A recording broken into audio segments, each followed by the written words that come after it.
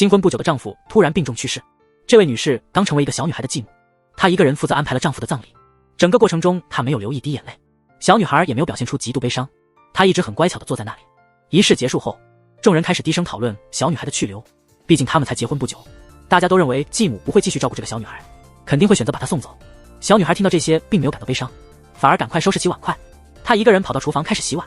继母看在眼里，便让小女孩把手中的活儿交给大人来做。她原来是担心继母会抛弃她，所以即便是父亲去世，她也不敢哭泣，只要自己表现得乖巧，继母就一定会留下她。小女孩的话让继母感到很心疼，她立刻把小女孩紧紧抱在怀里。继母对小女孩说，爸爸去世她其实也很伤心，但她担心小女孩看到自己哭会更加难过，所以她一直忍着不哭。她不仅不会抛弃小女孩，从今往后还会给她更多的爱，成为小女孩真正的母亲。小女孩终于忍不住了，突然跑到一边喊出了她之前从未说过的话，妈妈。继母终于露出了微笑，再次紧紧抱住了女儿。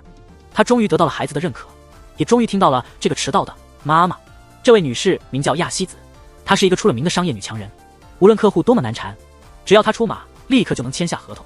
然而因为长时间在职场，她做事总是习惯以工作的方式来处理，甚至给男友的女儿介绍自己也是这样。突然多了一个妈妈，这让美雪非常抗拒，她坚决不让亚希子成为她的母亲。亚希子见状，于是只好把自己的简历给了美雪看，然后她回去继续工作。当她回到家，女儿开始责怪父亲的无情，母亲才去世3年，她就急着和别的女人结婚。但父亲似乎有些难以启齿的是，他仍在劝女儿接受亚希子，但女儿坚决反对。为了让美雪接受自己，出于职业的习惯，亚希子买了很多育儿书籍，还在网上查了大量资料。最终她制定了一个计划，她安排梁一带女儿去游乐场，自己则躲在旁边等待机会。等到时机成熟，梁一找借口去了洗手间，让女儿单独去玩高空吊桥。这时亚希子假装偶然遇见，提出可以陪美雪一起玩。等到美雪感到害怕时，亚希子再给予温暖的拥抱，这样美雪就可能对她产生好感。计划开始实施，面对这万米高的空中，美雪果然很害怕，但为了不在亚希子面前显得软弱，美雪坚持要自己完成。美雪吓得坐在了独木桥上，这时突然刮来一阵大风，把美雪吹了下去。亚希子为了救她，也一不小心滑了下去。就这样，两人一起被挂在了高空中。美雪被吓得尿了裤子，这件事不但没让她对亚希子产生好感，反而让她更加讨厌亚希子。梁一开始安慰亚希子，希望她不要自责，想要女儿接受她需要时间，但亚希子没有打算放弃，准备从美雪的弱点着手。为了解决美雪的烦恼，让她对自己产生好感，亚希子去找了美雪关系好的夏山阿姨，想从她那里了解美雪的一些秘密。夏山开始告诉她，最近经常在美雪的衣服里找到橡皮泥，可能是在学校被同学欺负，是被同学恶作剧弄的。如果亚希子能帮她解决这个问题，或许美雪会接受她。于是亚希子开始暗中跟踪美雪。出乎意料，她真的看到美雪被一个胖同学欺负，那个胖同学还把皮球扔向她。美雪本能的想躲开，但突然看到亚希子，她急忙转回来。这时继母突然掀起衣服，开始给刚认识的女儿跳搞笑舞蹈。她的奇怪动作让同学们大笑，然而继母的行为让女孩感到丢脸，她不愿意承认这样的妈妈。其实美雪在放学路上被皮球砸到，那个欺负她的胖同学不但不道歉，还嘲笑她长得丑，然后扭头就走。看到这一幕，亚希子立刻上前检查美雪是否受伤，发现美雪没什么大碍。她突然拉起美雪的手，愤怒地去找那个胖同学，随后躲到草丛后面，开始暗中观察。但这个胖同学似乎是小团体的头目，捉贼先捉王。他让美雪上前严厉地和胖同学交涉，要求他不要再欺负他。美雪仍然感到害怕，怎么也不愿意上前。争执中不小心踢了亚希子一脚，这让亚希子感到自责，露出不甘心的表情。胖同学最终说出了实情，他知道美雪妈妈去世了总是一个人，所以想多和她说话，但美雪不愿意理他，因此他经常通过欺负她来引起注意，还说不是因为你叫我丑八怪吗？我一开始并没有这么说，明明你有说。我根本没说，你确实说了。两人就这样争吵起来，这样误会也解开了。亚希子运用她的职场经验，教导美雪要勇敢面对对方的首领，学会了勇敢解决问题。回家后，美雪突然发现亚希子给她留下的一封信，打开一看，竟是一份简历。她就去问爸爸这是什么东西。想到亚希子这几天对她做的种种，以及那些鼓励的话，美雪开始相信亚希子真的想成为她的妈妈，于是决定回写一封信。但写了半天，却不知道该用什么语气。亚希子出差回来后，看到那封信有些吃惊，倒是美雪写的，急忙打开，里面竟然是一份母亲录取通知书。美雪用公司录取通知的方式欢迎亚希子成为她的妈妈，这让她感到非常激动，突然想做点什么让美雪开心。当天下午，老师突然告诉美雪，门口有个奇怪的阿姨来接她放学。美雪急忙跑出去，心里幻想着一幕感人的相认场景，但亚希子的想法太超前了，为了感谢美雪接纳自己为妈妈，她突然跳起了肚皮舞，这让美雪感到非常尴尬和丢人，怒吼让亚希子立刻离开。亚希子这才意识到自己的行为确实不当，但下一秒她竟然直接跪了下来。亚希子的做法是在她工作当中做错事时，向领导或者合作商寻求原谅的方式，只要表现得足够卑微，大多数领导和合作伙伴都会觉得不忍心，从而得到原谅。如果美雪选择不原谅，在旁人看来她就像个坏人。就这样，无奈的美雪最终还是同意让亚希子来到自己家。虽然才共同生活几天，但又遇到了新问题。这位女士刚成为一个小女孩的继母，就带孩子去超市讨价还价，为了节省2块钱，她竟然直接打电话给产品的总经理。没想到总经理真的给了她面子，结果这种火腿在全市开始降价。这件事很快在家长们中间传开了，大家都认为亚希子非常有能力，也使得美雪在同学中的地位提高了。本来没有朋友的她，立刻交到了很多朋友，这让美雪非常开心。她回家后与亚希子商量，希望能邀请同学们来家里玩。大家都很好奇，想看看美雪的继母长什么样。第二天，美雪一大早就到了教室，为每个朋友准备了一封邀请信，邀请他们来自己家玩，满脸期待。放学时，美雪热情地询问大家是否收到了那封信，但这些所谓的朋友突然对美雪视而不见，找各种借口说没时间来，这让美雪很失望。她又变回了孤单一人。原来，因为学校周6要举行运动会，需要很多工作人员，家长委员会希望所有家长都能积极参与，帮助运动会顺利进行。但他们的计划很不合理，不仅增加了家长的负担，效率也非常低，这让注重效率的亚希子非常不满。亚希子与家长委员会争执不休，提了很多自己的建议，其他家长也觉得亚希子的建议有道理，纷纷表示支持，这让亚希子和家委会的矛盾加深了。美雪垂头丧气地回到家，告诉亚希子同学们都不会来了，以后也不想再和他一起玩，这让亚希子感到很奇怪。他急忙查看家长的通讯录，意外地发现原本应该来家玩的学生全是家委会成员的孩子，因为自己和家委会的矛盾，因此那些家长就教唆自己的孩子排斥美雪。傍晚，亚希子在整理房间，突然在垃圾桶里发现了女儿扔掉的邀请函。想到美雪那天满怀期待的样子，亚希子忽然感到很心痛，同时也非常愤怒。她向丈夫表达了这些感受，告诉他家长之间的问题应该由家长解决，而不应该把问题转嫁给孩子们。既然家委会选择孤立她的女儿，作为母亲的她决定反击。亚希子立刻起草了一份废止家委会的申请书，第二天便挨家挨户寻求其他家长的签字。出乎意料，很多家长早已对家委会成员不满，他们在学校里高高在上，利用家委会的权力为自己孩子谋私利。很多人对此早有怨言，纷纷在申请书上签了名。这个消息很快就传到了家委会会长的耳朵里，会长随即叫亚希子到学校商议。亚希子从容不迫地展示了那份邀请书，上面已经有170名家长的签字，这说明大多数家长都认为家委会不再必要，这也是他们不积极参加学校活动的原因。家委会的反驳正好符合亚希子的预期，他已经录下了所有对话，获取了家委会辱骂家长的证据，因此他向学校提议废除家委会制度。但校方领导突然感到为难，周6就要举行运动会，没有家委会的帮助，担心运动会无法顺利进行。会长却笑了起来，认为一个人不可能完成运动会的所有工作，等着看亚希子出丑。终于到了运动会当天，亚希子应对自如，但家委会仍在捣乱，给亚希子制造了巨大的困难。我从未见过如此坚强的后妈，因为女儿在学校被家委会孤立，她竟决定自己承办学校运动会，这让同学们议论纷纷。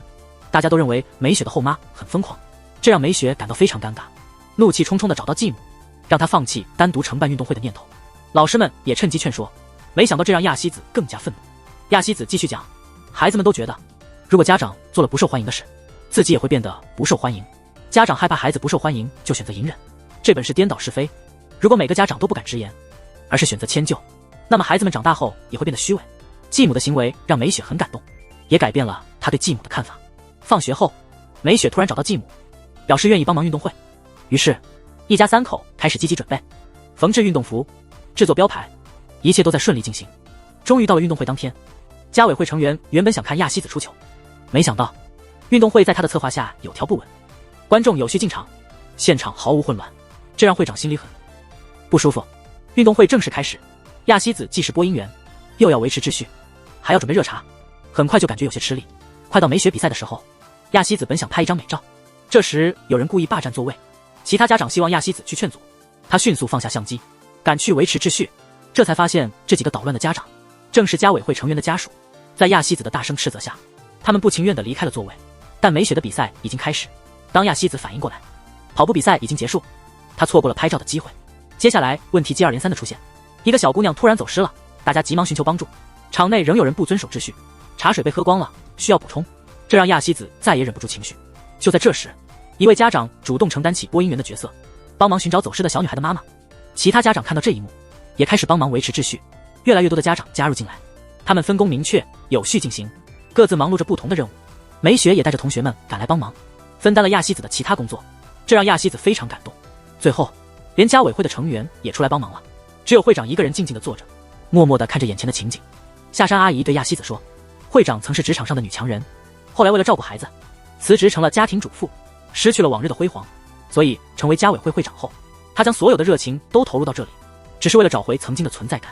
亚希子突然觉得她很可怜，原来会长和自己是同样的人，只是他选择了错误的方式。忙完了所有事务，亚希子急忙拿起相机，想要为女儿的最后一场比赛拍照，这是她参加运动会最想做的事，但因为忙碌，她仍然错过了时机。这张照片最终没有拍成，成为了她唯一的遗憾。运动会结束了，亚希子偶然遇到了会长，他最终也加入了帮忙，开始清理场地的垃圾。亚希子对会长说，这次经历让他认识到团队合作的重要性，但家委会也应该听取家长的意见，为了私利而专断和蛮横，这些做法都是错误的。家委会的存在本应是为了孩子们，目的是让学校和家长能相互制衡，而不是成为会长发泄情绪的场所。亚希子的话让会长感到羞愧，他从那一刻开始意识到自己的错误。两人最终握手言和，共同为孩子们的成长而努力。在回家的路上，亚希子仍然遗憾没有拍到女儿的照片。就在这时，手机突然响了，是一张他和女儿参加比赛的照片，拍摄者竟然是会长。会长早已察觉到亚希子的需求，帮忙拍下了这张珍贵的照片。从那以后，梅雪交了很多朋友，没有人再孤立她，一切都在向好的方向发展。但意外仍然发生了，梅雪偶然发现她的父亲和继母是假结婚，他们是一对协议夫妻，父亲被诊断出癌症，命不久矣。她向这个女人求婚，希望她能在自己去世后照顾女儿。没想到这种不合理的要求，女人竟然接受了。原来梅雪在同学家玩时，发现他们家的双人床很大，这让她很羡慕。但同学解释说，父母两人睡在一起还是挺拥挤的。同学们告诉她，所有父母都住在一起，如果她的父亲和继母一直分房睡，可能是选择了假结婚的原因。这成了梅雪的心结。她回家后质问父亲是否假结婚，父母对此感到惊讶，担心梅雪已经知道了真相，开始慌乱的解释，这让亚希子陷入困境。她一时不知道该如何解释给梅雪。梅雪继续追问他们是怎么认识的，以及是如何相爱并决定结婚的，但两人都答不出来。无奈之下，亚希子只好告诉梅雪，请给她一点时间，她一定会给出一个完美的解释。第二天，因为梅雪即将去参加夏令营，亚希子便精心准备了便当。梅雪最近非常喜欢一部名叫《锯齿》的动画，因此亚希子想到在便当里画一幅锯齿的图案，通过这种方式表达她做母亲的决心。到了夏令营，梅雪迫不及待地打开了便当，但看到里面的内容后吓了一跳，继母居然在便当上画了一幅股市图。她工作太久了，在她看来锯齿就是股市的波动图，这让梅雪感到尴尬。另一方面，梁一突然邀请亚希子出去约会，他们来到了一家餐厅，开始讨论如何向梅雪解释他们的婚姻情况。梁一对自己当初的无理要求表示歉意，但他一直觉得很奇怪，为什么亚希子会同意他的求婚。亚希子向他解释，就在同意求婚的前一天，他读到了一本很有趣的漫画，本能的想要与人分享，但电话簿里都是客户和上司，没有人愿意听他讲话。他这才意识到，这些年因为工作失去了太多，连一个倾诉的人都没有。就在这时，梁一出现了，为了不再感到孤单，他就答应了他的结婚请求。但相处一段时间后，他发现梁一是个阳光的人，尽管病得很重，但在女儿面前总是笑容满面。为了女儿的成长，他独自承受着病痛，这让他非常佩服梁一，甚至对他产生了难以言说的感情。他们在餐厅聊了很久，梁一喝得越来越多。在回家的路上，他突然伸出手，想和亚希子一起牵手回家。亚希子没有犹豫，他选择了握住梁一的手。在那一刻，这已经不仅仅是形式上的婚姻了，而是真正的爱情。他们回到家里，梁一忽然问亚希子，他为梅雪准备的便当是什么样子的，但突然感到一阵眩晕，因为病情发作。为了不让亚希子担心，他急忙关上了房门，回到了自己的房间。梁一大口地喘着气，但看到亚希子发来的照片，他却笑了。那个股市图的便当代表了亚希子对他的爱和他成为女儿母亲的决心。亚希子就是这样的人，用自己的方式深爱着他和他的女儿。梁一感动极了，他重新打开了房门，紧紧地抱住了亚希子。梁一突然非常想要活下去，想看着女儿成长，想和亚希子成为真正的夫妻。从那天起，梁一开始积极接受治疗，为了女儿和妻子，他必须坚强的生活。他带女儿去学骑自行车，悄悄地放开了手。梅雪在不知道的情况下，竟然骑了很远，虽然不幸地摔倒了，但梅雪还是很开心。回头却发现，父亲已经倒在地上昏迷不醒。这位女性刚成为这个女孩的后妈，不久丈夫的癌症复发，急需入院治疗。为了不让女儿担心，亚希子谎称爸爸只是扭伤了脚，需要住院治疗一段时间。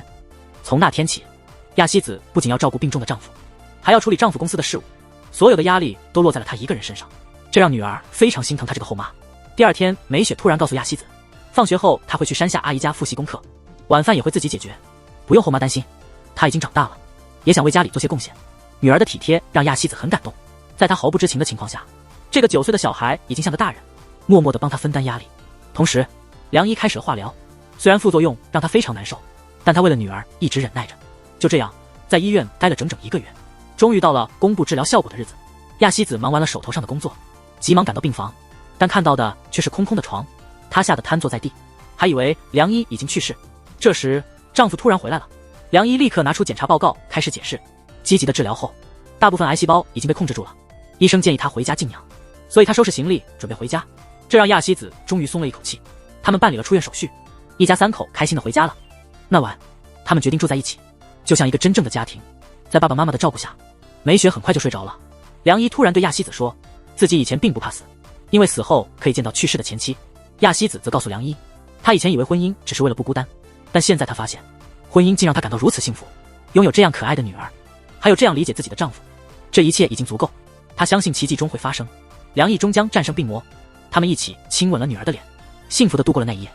第二天，美雪像平常一样去上学，但父亲的眼神仿佛在告别。他突然提出要带亚希子去一个地方，一路上却没有透露目的地。直到到达这里，亚希子才意识到是一家婚纱店。梁一向亚希子透露，他们从未举行过婚礼，因此他想拍一组婚纱照，想看看亚希子穿婚纱的模样。这让亚希子非常感动，她转身进了试衣间。她怎么也没想到，这一转身竟成了永别。她深爱的丈夫最终还是因癌症扩散去世了。梁一没能见到亚希子穿婚纱的样子，亚希子独自筹备了丈夫的葬礼。整个过程中，她没有流下一滴眼泪，直到听到美雪叫她妈妈的那一刻，她终于忍不住了，泪水瞬间夺眶而出。从今天开始，只剩他们母女相依为命。他们为梁一烧了一炷香，送她最后一程。母女本想积极面对生活，但亚希子还是习惯性的准备了3份早餐，做了3个人的早餐。梁一的离去，她还未能完全适应，但美雪突然发现，继母的表情变得正常了，不再总是一本正经，而是有了正常人的情感表达。她第一次对美雪笑了。亚希子带美雪去了公园，像美雪的父亲生前那样教她骑自行车。她用力推了一下，然后放开了手。这一次，美雪没有摔倒，她终于学会了骑自行车。为了更好地照顾女儿，亚希子放弃了许多高薪工作，这一切美雪都看在眼里。她不希望母亲为她放弃事业，于是劝亚希子重新出去工作。但亚希子突然拿出她的存折，美雪看后惊呆了。她从未想到继母竟这么富有，存折里的钱足以让他们无忧无虑。时间飞逝，转眼间美雪长大成人，她成为了一名高3学生，开始为高考做准备。这些年，亚希子用存款进行了多种投资，即便在家也赚了不少钱。她怎么也没想到，正是因为赚钱太容易，美雪也萌生了学投资而不愿上学的想法。这位9年未工作的继母突然决定复出工作，打算把这家即将倒闭的面包店扭亏为盈，甚至让她声名远扬。原来是因为亚希子轻松赚钱的方式，让女儿产生了辍学的念头，想要跟继母学习投资，将来也不愿意去工作。看到女儿这样无志向，亚希子思索了整整1个晚上。她咬了一口豆沙面包，发现味道真的很不错。这时她突然想到，楼下的面包店生意一直不好，但他们家的这款面包味道却很棒，问题可能是经营不善。如果能让这家店家喻户晓，就能激励女儿好好学习。说干就干，亚希子再次拿出职场上的战袍，第2天就去那家面包店面试。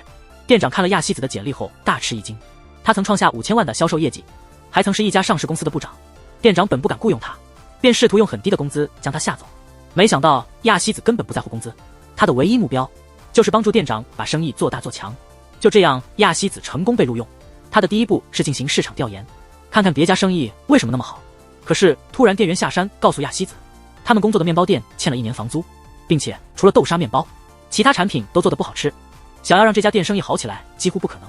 同时，美雪坐地铁准备回家，但身后的一个男人突然做出不雅手势，幸好被一位少年及时阻止。美雪看到后赶紧上前表示感谢。那个男人趁机快速逃走。这时那位少年也走了过来，他让美雪不要乱动，他身上有一只虫子。美雪这才注意到，那只虫子其实是个玩具。她仔细一看，觉得这个少年很眼熟，突然想起小时候那个爱捉弄他的小胖子。这个少年原来就是当年的小胖子大树。大树告诉美雪，他已经在她身边很久了。早上美雪没赶上地铁，是他用书包挡住了快要关上的门。美雪觉得地铁里的空调太冷，也是他偷偷关掉的。还没等继续问，大叔就说有事先走了，这让美雪感到很奇怪，带着不安的心情回到家。继母突然给美雪带回了一箱面，美雪满脑子都是关于大树的事，继母的话她根本没听清，这让亚希子感到有些失落，但这并没有影响她的积极性。傍晚，她拿出了一堆面包，一一尝试口感，整理出改进建议，还规划了整个店的重新运营。而美雪开始回想起和大树的往事，从小到大，大树一直在帮助她，一直在她身边，她却从未向他说过谢谢。现在大树又出现了，这次她绝不能错过这个机会。第二天一大早，美雪很早就起了床，这时才发现继母竟然工作到深夜没有睡。继母想让美雪给工作报告提建议，但美雪急着要见大树，匆忙离开了家。在一个街角，美雪终于见到了大树。继母变成面包店员工是为了激励她好好学习，从职业女性变成了面包店店员，但这家店的生意并不好。为了改变这一现状，亚希子提出了许多方案。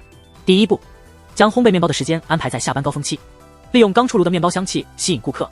接下来是第二步，请来人缘很好的夏山来扮作顾客。大家看见夏山在这里消费，都纷纷跟着买起来。就这样，店里的客流量真的开始增多，生意逐渐变得更好。回家后，亚希子开始整理当天的报表，第二天早上还要准备女儿的早餐。美雪看着有些心疼，她知道继母这一切都是为了她。为了感谢继母，她决定拒绝大树的表白，想要全心准备高考。美雪悄悄回到家，继母急忙问她去了哪里。为了避免误会，美雪谎称自己报名了补习班，和好朋友一起复习功课。看到美雪终于意识到学习的重要性，亚希子感到非常欣慰。第二天早晨，亚希子准备了2个便当，其中一个便当是给美雪所谓的好朋友的。她并不知道，这个朋友其实一直暗恋自己的女儿。从那之后，美雪每天都和大树一起复习功课，回家后还要学习到很晚。在亚希子的帮忙下，面包店的销售额也有了大幅提升。母女俩用自己的方式互相鼓励，但很快他们又遇到新的问题。美雪的努力似乎没有得到应有的回报，这次的考试成绩仍然不理想。大树告诉美雪，他小时候因病休学了1年，虽然现在也在备考，但实际上他要到明年才参加高考。正是这场病让他瘦了下来。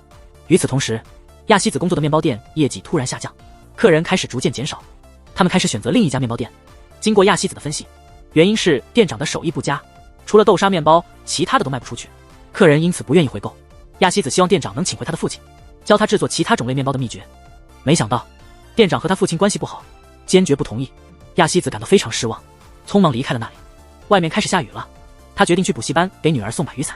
但到了补习班，老师告诉他女儿从未来过。他立刻给美雪打电话，女儿的回答让亚希子很生气，他一直用补习班的谎言欺骗她。亚希子决定查清楚女儿到底去了哪里。不知道真相的美雪和大树复习结束后，准备坐地铁回家，正巧被亚希子撞见。继母发现女儿和男生偷偷约会，气冲冲地问女儿为什么欺骗自己。女儿被吓得说不出话来。男生急忙解释说他们只是朋友，只是一起学习而已，请继母不要误会。在回家的路上，美雪只好向继母坦白一切，因为看到继母工作辛苦，她很想通过努力学习来报答继母。但她这次考试成绩依然不理想。美雪突然变得很激动，尽管继母从未责怪她学习成绩不好，但继母实在太优秀了，自己感觉很笨，一点也不像她，这让她感到很大的压力，觉得自己不配做她的女儿。亚希子没有再说话，这是自从梁一去世后，女儿第一次发脾气。他们回到家，母女俩沉默不语。亚希子开始反思，是否自己给女儿的压力太大了，是否自己作为后妈不够格，不知不觉中给了女儿巨大的压力。与此同时，店长突然看到了亚希子做的分析报告，报告详细列出了生意不佳的原因，以及一些改进的方法。他意识到在这些日子里，亚希子一直在默默为这家店努力，他突然感到非常后悔，因此决定辞退这位优秀的员工。第二天，他打算给亚希子打电话，没想到亚希子自己回来了。店长见状立刻道歉，拿出了亚希子制定的工作时间表，决定全听他的安排。就这样，亚希子重新留在了店里，但因为最近和女儿的关系紧张，亚希子不管做什么都心不在焉，这让店长很是担心。他急切地问亚希子出了什么事。店长对亚希子说，从小他就经常被拿来和父亲比较，父亲做的面包既吃苦耐劳又美味，不管他怎么努力，做出的面包总是难吃，这让他感到非常自卑，因此和父亲产生了隔阂，甚至争吵。但亚希子和他女儿的情况不同，因为他们之间没有血缘关系，所以不存在基因遗传的问题。无论女儿聪明还是笨拙，这和亚希子没有任何关系。如果有矛盾，坦诚相见就好。另一方面，美雪还在因为成绩不佳，觉得自己让继母丢脸。亚希子含辛茹苦养育她长大，自己却总是让她失望。但大树告诉她，也许继母根本不在乎这些，她关心的是美雪对学习的态度和对未来的规划，而不是考试的分数。既然美雪已经努力过，并且开始采取行动改变，这对继母来说已经足够，让她不必因此感到自卑。就这样，大树带着美雪来到面包店，找到亚希子开始道歉。母女俩开始互相道歉，一再说着对不起，最后他们甚至跪了下来。就这样，母女俩终于重新和好，相视而笑，消除了隔阂。亚希子非常感谢店长的开导，深深地向他鞠躬。店长看着低头的亚希子，突然觉得心动了，虽然难以置信，但似乎爱情已经降临。虽然部长后妈本是为女儿来当面包店员工，却被面包店长看中了。他每天都注视着这位女士的一举一动，无法抑制对她的喜爱。但亚希子的心思全在经营店铺上，她没有察觉到麦田对她的感情。为了扭转面包店萧条的经营，她竟然决定关闭店铺，让店长进行重新装修，接着购买了许多其他家的面包，回家让朋友们试吃。这让她的女儿也很好奇，也加入了试吃。另一方面，经过不断的尝试和错误，店长终于制作出了美味的面包。他立刻召集大家来尝试，请他们品尝。亚希子的鼓励让麦田更加自信，但亚希子要求他在2周内制作出种不同的糕点，在现有口味上进行创新。麦田很听话，为了在心仪的人面前表现，开始努力研究各种口味的面包。努力总会有回报，麦田每天都在努力工作，最终制作出了29种口味。但最后一种怎么也想不出新点子。他突然想到，亚希子非常喜欢花的香味，于是决定试做一种花香的面包。另一方面，亚希子也在为店铺装修寻找灵感。他在图书馆待了一个晚上，为了节省装修费用，他亲自去二手市场买便宜家具，即使深夜回家，还要和邻居讨论传单的设计。大家都在为这家店铺努力。美雪也提出了自己的计划，开业的日子即将到来。美雪很担心麦田做不出30种面包，装修很快就完成了。美雪也拿出了自己的策划案，她想把店名改为小小的奇迹，寓意这是一个能创造奇迹的面包店。之后在学校里传播了一个消息，说只要吃了奇迹面包坊的巧克力面包，就能交到男朋友。消息一传开，大家都带着好奇心来购买。在回家的路上，美雪终于理解了后妈的苦心，这种成就感成了她前进的动力。今后无论学习还是工作，只要感到有成就感就会坚持。同时，亚希子和店长还在做最后的准备。这时麦田拿出了自己做的最后一款面包，让亚希子试吃。这个豆沙包有7种口味，每种都带有不同的花香。知道亚希子喜欢花，所以特地做了这款。亚希子吃后非常震惊，每尝一个就想知道下一个口味。他突然灵感一现，这种像是开盲盒的感觉，可能会引起顾客的好奇心。看到亚希子那么高兴，麦田也觉得很开心。虽然没让他明白自己的心意，但只要能继续这样的生活，他就很满足了。一边说笑一边工作到很晚，整个后厨充满了爱意。这时美雪突然回来，她的直觉告诉她，这2人的关系已经越来越近了，这让她有些不安。如果后妈再恋爱，自己将何去何从？第2天早上，看到后妈一个人在父亲的遗像前祈祷，美雪突然做出了一个大胆的决定。小孩子的钱是好赚的，扮成他们喜欢的卡通人物，趁机推销自家的面包，同时派人向家长们发放传单。果然引来了很多小朋友。一会功夫，面包店里人满为患，都是冲着卡通人物来的孩子。家长们为了满足孩子，不得不在这里买他们喜欢的面包。只用了2个小时，店里的所有产品都被抢购一空。他们开业第1天的策划非常成功，大家都非常高兴。麦田特别开心，和亚希子击掌庆祝，这引起了美雪的注意。看到他们笑着说话的样子，她心里不知为何感到难过。难道后妈要开始新的恋情了吗？在回家的路上，大树赶快安慰美雪。虽然看起来店长很喜欢他的后妈，但后妈似乎并没有特别的回应，让美雪不必担心。看着美雪勉强笑着，大树决定要做些什么。回到家后，美雪看着父母的遗像，心情复杂。后妈为了她一直单身9年，一直陪伴着她，想到后妈孤单一人，她就难过。但若后妈开始新恋情，她心里总是感到不安。第2天，美雪试探性地问后妈，未来是否想和店长发展些什么。亚希子以为女儿在关心店铺规划，于是拿出了刚印的名片。从今天开始，她已经是副店长了，店里生意太好了，很快就吸引了媒体关注。大家都对这位前高管的店员很好奇，但亚希子从未想过要宣传自己，而是快速地将店长拉过来，挽着他的胳膊向媒体介绍店长，还在媒体面前自豪地说，店长做的面包是全世界最好吃的。这让麦田心动不已，他在后厨趁人不注意，鼓起勇气向亚希子表白。单纯的亚希子没有理解他的意思，他向麦田解释，自己最喜欢的是米饭，所以让他一辈子吃面包是不现实的，因此不能接受麦田的请求。就这样，麦田的表白失败了。亚希子想到在网上宣传，没想到这真的带来了一笔大订单。他立刻通知麦田准备300个面包，一家婚庆公司想要与他们合作。这消息让他们俩都很高兴，本想再次击掌庆祝，却不小心脚一滑，2人突然抱在了一起。这一幕正好被美雪和大树看到。看到美雪不高兴，大树找麦田单独谈话，他谎称亚希子正在和别人谈恋爱，这是为了测试麦田是否真心喜欢他。没想到麦田突然情绪激动，大树对麦田说，换作是任何人，知道自己的妈妈和别人谈恋爱都会不舒服。他希望麦田能理解美雪的感受，如果真的追求亚希子，美雪能接受吗？他会开心吗？这让麦田开始反思，如果美雪不开心，亚希子也会不开心。他不想看到亚希子难过，于是麦田向大树承诺，会把这份感情深藏心底，不再表白。大树立刻把这个决定告诉了美雪。美雪听后突然感到很紧张，她急忙来到店里，郑重地对麦田说，男人突然伸出自己的手，向一个带着女儿的后妈表白，但被女人拒绝了。她感激这个男人的喜欢，但看到他伸出手的样子，让她想起了已故的丈夫。虽然他们没有举行婚礼，甚至没有婚戒，但她的丈夫留给她最珍贵的礼物就是她的女儿。她还没忘记自己的丈夫，所以不能接受麦田的表白，这对所有人都不公平。麦田把整件事都告诉了美雪，得知后妈还在考虑自己，这让她感到有些难过。第二天早上，亚希子突然买了一束花回来，让美雪在父亲的遗像前祈祷，祈求自己的大学考试能顺利通过。她还买了很多美味的食材，准备给美雪做一顿美味的便当，积极地为明天的大学考试做准备。来到了大学的考场，亚希子再三叮嘱，让美雪一定要放轻松，即使这所大学考不上，还有5所大学的单招考试等着她，所以不必感到任何压力。送美雪离开后，亚希子与一名猎头会面，猎头递给她一封上市公司的邀请函。她振兴面包店的故事被登上了新闻，吸引了一家大公司的注意。加上亚希子以前的经历，这家公司希望她过去担任行政顾问。亚希子打开邀请函一看，立刻感到震惊，这是她曾梦寐以求的公司。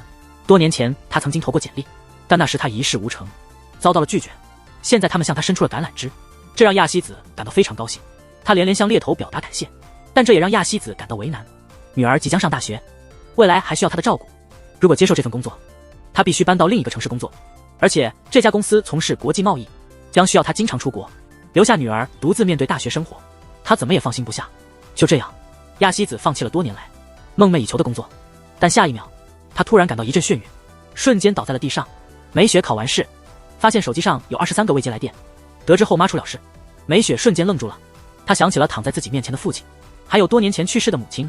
这些年来，她身边爱的人一个接一个的离去，这一次，她无论如何也不能再失去后妈。她拼命地奔跑，一刻也不敢停下，仿佛在与死神赛跑，只需再多努力一点，就能够取得胜利。幸好亚希子并无大碍，这让美雪终于松了一口气。等到人们都离开之后，她轻轻地抚摸着后妈的头发，突然注意到了她的白发。在她未曾察觉的日子里，后妈也在慢慢变老，而自己似乎还没长大。她偶然间发现了那封工作邀请函，想要将它还给猎头。这时才知道，母亲为了她放弃了那份梦寐以求的工作，这让美雪感到非常难过。于是她请求猎头给她1个月时间，表示她有方法说服后妈。猎头欣然同意。第二天是公布考试结果的日子，幸运的是美雪被大学录取了，但她向所有人发送消息说她没考上，并且在其他大学的考试中故意在试卷上乱画，好像不希望任何一所学校录取她。亚希子得知真相后，立刻泪流满面。这位后妈假扮成监考老师，悄悄来到了女儿的考场。这时她才发现女儿在试卷上乱画，故意选择放弃考试。了解真相后的亚希子马上联系了猎头，最终得知女儿为了让她能安心接受这份难得的工作机会，选择了不去上大学，这样母亲就不用担心她了。女儿的行为并没有让亚希子感动，相反，她认为女儿这样做是因为与她关系疏远，并没有把她当作家人，这让亚希子感到非常生气。刚回到家，她就收到了美雪第一次考试的大学录取通知书。终于有了确凿证据，亚希子决定与美雪摊牌。很快，所有学校的录取结果都公布了，美雪没有被其他大学录取，正如她所愿。回家后，她假装遗憾地告诉亚希子，对不起，她没能考上大学，但她现在打算去面包店工作赚钱，希望未来能够独立，成为真正的大人。她鼓励后妈去追求自己想做的事，不必再为她操心。亚希子早已预料到美雪会这样说，她直接拿出了一张大学的录取通知书。亚希子对美雪说，她会自己处理自己的选择，不希望女儿因为她而牺牲未来，这是对自己人生的不负责任。但美雪反驳亚希子，说后妈从未留意过自己头上的白发，明明已经老了，却总是把一切都往自己身上揽。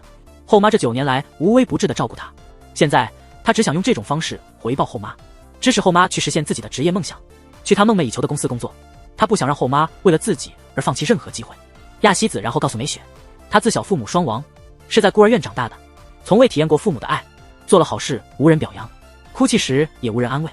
因为没钱上大学，只好匆匆完成高中学业，从一个小复印员开始工作，历经艰辛，最终成为部门主管。因此，工作是他唯一的成就感来源。后来他遇到了美雪的父亲，他向他求婚，他毫不犹豫地答应了，因为他想为女儿找个妈妈，他愿意抚养美雪，想让美雪感受到家庭的温暖，希望在美雪哭泣时能安慰她，当美雪做出好事时能够表扬她，因为这样，他可以获得工作之外的满足。美雪以泣不成声，她告诉妈妈，她的所作所为并非为了满足感，而是出于对妈妈的真心爱，她也很爱她的妈妈。因此，美雪希望妈妈能实现自己的梦想，去追求她真正想做的事。只有妈妈快乐了，她才会感到快乐。而不是做看妈妈单方面的付出，自己却无能为力。正是因为他们是相爱的母女，他们才需要去追求各自的梦想，这样才对，这样才能真正的相互拯救，这样才是真正的家庭。母女俩紧紧拥抱在一起，谁也不愿意松开对方。亚希子听了美雪的话后，向面包店提交了辞职信，决定去另一个城市工作。美雪也接受了妈妈的建议，决定完成学业，继续上大学。在离别的时刻，他们回到了第一次相遇的公园。美雪告诉亚希子，她找到了一份兼职工作，打算利用假期进一步锻炼自己。说完，她从包里拿出了一张名片。亚希子看着美雪，感到欣慰的笑了。不知不觉中，这个不是亲生的女儿越来越像她了。就在这时，他们遇到了一对正在学骑自行车的妇女，情景让人想起梁毅当年的情形。他当时也是这样一把推开了自己的手。美雪已经长大，也到了让她独立生活的时候。他们在公园里相互告别，最后各自走向了自己选择的道路。如果用一种音乐风格来描述这个故事，我会选择蓝调，因为蓝调总是与离别联系在一起，但也正是因为离别，人们才能再次相遇，并从中获得成长。美雪独自回到了她租的小公寓，当她打开房门，意外地发现妈妈并没有离开。原来亚希子买错了车票，已经来不及赶上最后一班火车了。母女俩未来的故事，似乎只有他们自己才会知道。故事就此画上句号。